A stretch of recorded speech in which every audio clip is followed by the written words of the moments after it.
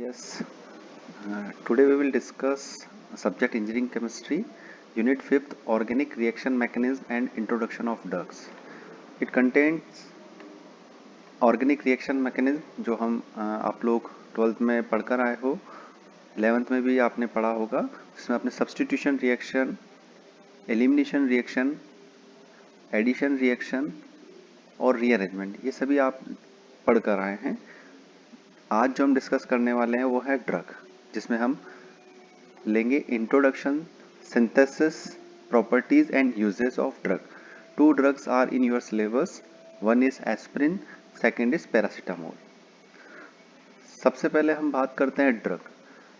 Drug जो word है वो हमें उसका मीनिंग सबसे पहले समझना चाहिए, क्योंकि बेसिकली हम जो ड्रग है उसको मेडिसिन के नाम से जानते हैं और बेसिकली जो बेड ड्रग्स हैं उनको हम ड्रग के नाम से जानते हैं। तो medicine is a part of drug. Okay, हम कह सकते हैं कि जो हमारे शरीर में हम ऐसे कोई सब्सटेंस लें खाने के अलावा जो हमारे शरीर में किसी ना किसी तरह का चेंज प्रोड्यूस करे। हम क्या कहना चाह रहे हैं? ड्रग एक ऐसा केमिकल सब्सटेंस है जिसके एडमिनिस्ट्रेशन से किसी भी लिविंग ऑर्गेनिज्म में कोई बायोलॉजिकल इफेक्ट प्रोड्यूस हो। ये बायोलॉजिकल इफेक्ट जो है वो फिजियोलॉजिकली भी हो सकता है और साइकोलॉजिकली भी हो सकता है। ओके, तो we can say that a drug is a chemical substance that is typically non-chemical structure which when administered to a living organism produces a biological effect that is known as drug. जो drug है वो pharmaceutical drug जिसे हम medicine के नाम से जानते हैं, उसका केमिकल स्ट्रक्चर नोन होता है और basically these medicines are use to treat disease, to for curing the disease, prevention, also we can say that to diagnose a disease. तो फार्मास्यूटिकल ड्रग्स है उनका ये इस तरह से हम फार्मास्यूटिकल ड्रग का यूज डिजीज के लिए करते हैं। अभी जो हम मेडिसिन जिसे हम कह रहे हैं, एलोपैथी मेडिसिन जिसे कह रहे हैं, एलोपैथी मेडिसिन के साथ साथ आयुर्वेदिक मेडिसिन जो कि हमें बायोलॉजिकली मेडिसिनल प्लांट के एक्सट्रैक्शन से मिलती है, वो भी ट्रेडिशनली भी यूज पहले से ही काफ़ी पहले से ही हमारे इंडिया में ये सिस्टम डेवलप है। उसके साथ साथ आज की डेट में एलोपैथी भी डेवलप है। तो ट्रेडिशनली ड्रग जो है वो मेडिसिनल प्लांट के एक्सट्रैक्शन से मिलती है और वो भी क्या करती है, एज ए ड्रग हमारी बॉडी में वर्क करती है, बायोलॉजिकल इफेक्ट देती है, पर्टिकुलर डिजीज को क्योर करने में हेल्पफुल होती है। हम ड्रग का कंजम्पशन कैसे कर सकते हैं? इनहेलेशन से हो सकता है, थ्रू इंजेक्शन से हो सकता है, बॉडी के एब्जॉर्प्शन से हो सकता है, स्किन के एब्जॉर्प्शन से हो सकता है, डिसोल्यूशंस के थ्रू हम टंग में दे सकते हैं। तो ये different types of mode of conjunction है हमारी बॉडी में ड्रग्स को लेने के लिए। एक वर्ड आता है फार्मास्यूटिकल ड्रग। फार्मास्यूटिकल ड्रग में हम उन ड्रग को क्लासिफाई करते हैं, हम कह सकते हैं बेसिकली हर ड्रग की अपनी क्लास होती है, हर ड्रग का अपना एक बैंक होता है, हर ड्रग का अपना एक सिस्टम होता है जो कि क्लासिफाई किया जाता है।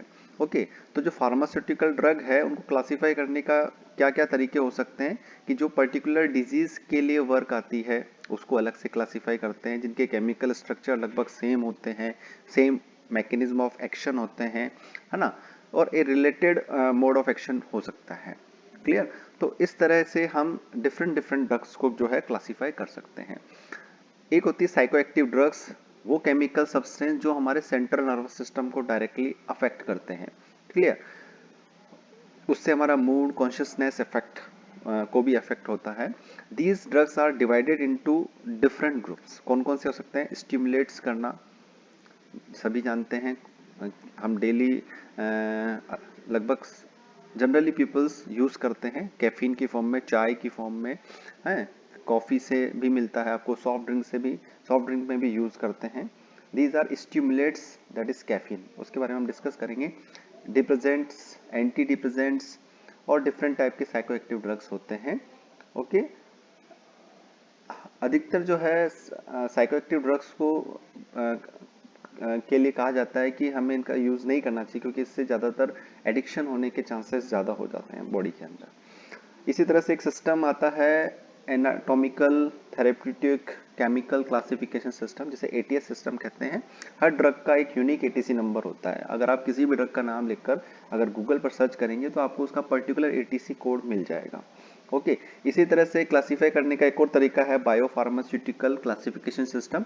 उसके बेस पर भी जो है उसके अकॉर्डिंग भी क्लासिफाई किया जाता है ड्रग को to their solubility and permeability और एब्जॉर्प्शन प्रॉपर्टीज के आधार पर।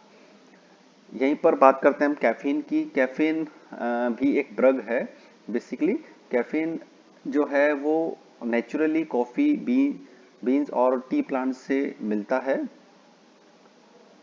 ऑर्गेनिक सिंथेसिस से भी बनाया जा सकता है। ये मेन फूड बिवरेज जिसका हम टी, कॉफी, चॉकलेट, चोका जो भी हम यूज करते हैं सब में कैफीन होता है। ये हमको स्टिमुलेट प्रॉपर्टीज प्रोवाइड करता है, जिसकी वजह से हम इसको साइको एक्टिव ड्रग्स भी कहते हैं। और सॉफ्ट ड्रिंक्स में ये फ्लेवर भी प्रोवाइड कराता है सॉफ्ट ड्रिंक को। तो बेसिकली कैफीन जो है वो एक ड्रग है जिसका जनरली यूज किया जाता है। इसमें भी एडिक्शन की प्रॉपर्टी एडिक्शन भी हो जाता है कैफीन का, अगर इसका यूज कंटिन्यूसली किया जाए तो। और कैफीन भी कुछ परमिसिबल अमाउंट में ही हमारी बॉडी में अलाउ होता है। यहीं पर बात आती है लीगल ड्रग्स और इलीगल ड्रग्स। इलीगल ड्रग्स कौन सी ड्रग्स होती है? जिस ड्रग की प्रॉपर स्टडी हो, प्रॉपर टेस्टिंग हो, प्रॉपरली अप्रूव्ड हो, कंट्रोल टेस्टिंग हो, है ना, और वो एफडीए से क्या हो, अप्रूव्ड हो। तो इस तरह की ड्रग जो है वो लीगल ड्रग कहलाती है, जो बेसिकली हमें केमिस्ट की शॉप पर मिलती है ना, और डॉक्टर के प्रिस्क्रिप्शन से दी जाती है। ठीक है। इसी तरह से कुछ इलीगल ड्रग्स होती है जो केमिस्ट के पास भी नहीं मिलती। इलीगल ड्रग्स मतलब होती तो ड्रग है, अफेक्ट वो हमारी बॉडी को बायोलॉजिकल इफेक्ट प्रोड्यूस करती है, इसलिए उसे ड्रग कहते हैं। लेकिन इस तरह के कुछ केमिकल सब्सटेंसेस जो आपने नाम सुने होंगे हैं, कई बार न्यूज में भी आता रहता है। ये जो इलीगल ड्रग्स हैं ये एडिक्शन वगैरह प्रोड्यूस करती है बॉडी के अंदर।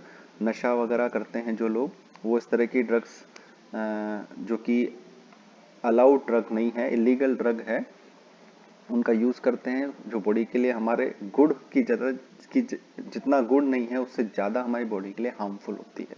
इस तरह के केमिकल सब्सटेंसेस जो हमारी बॉडी के लिए हार्मफुल होते हैं, इनको इलीगल ड्रग्स की कैटेगरी में रखा जाता है। यदि कोई व्यक्ति पकड़ा जाता है इसके साथ तो इसको यूज करते हुए, इसको सेल करते हुए, they can be arrested, find और सेंड टू द जेल। हम सभी जानते हैं सबके बारे में। इसके बाद हम पढ़ेंगे एस्पिरिन।